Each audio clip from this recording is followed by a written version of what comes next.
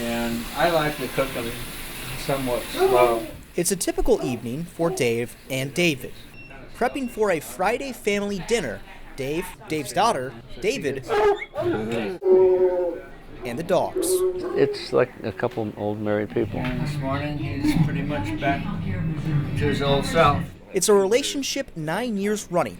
They've had hardships. There were some bumps, without a question, some hurt feelings, and it took a long time to really start communicating effectively.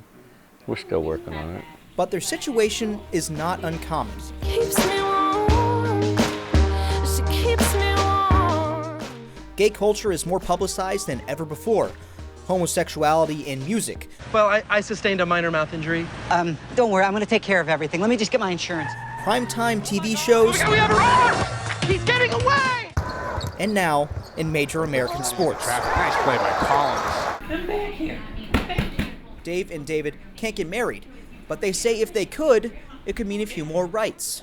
One of the most important things that we as a gay community need to do is show people that we are no different from anybody else. Now, this story isn't about whether you support gay marriage or whether you don't. You could throw a bunch of people into a room and they could argue about that for days. What this story is doing is looking at the divides between gays and straights and seeing if they're the same now than they were in the past. There was a huge chunk of ice. Dave and David see it one way. Churches are the worst.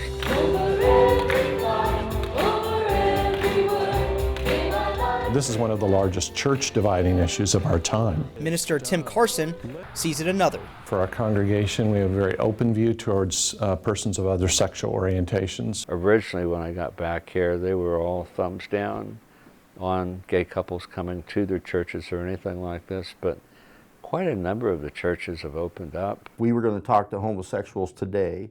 Minister Ken Harlan says he welcomes homosexuals to his church, but sometimes they won't like the message. In many churches, they won't hear acceptance of the lifestyle that they have chosen. Knowing Christ and having that saving relationship with Him.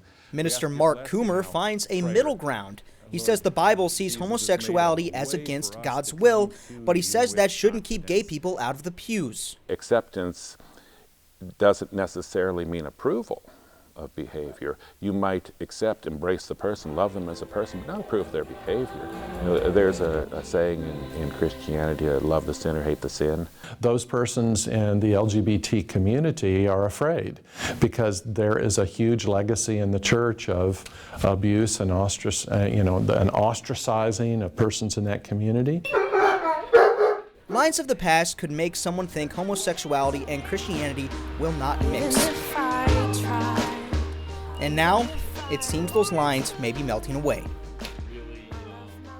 Really should have prepared just a little better before they hit the airwaves. So I tell my friends, I change my name all the time. So it's, whenever, but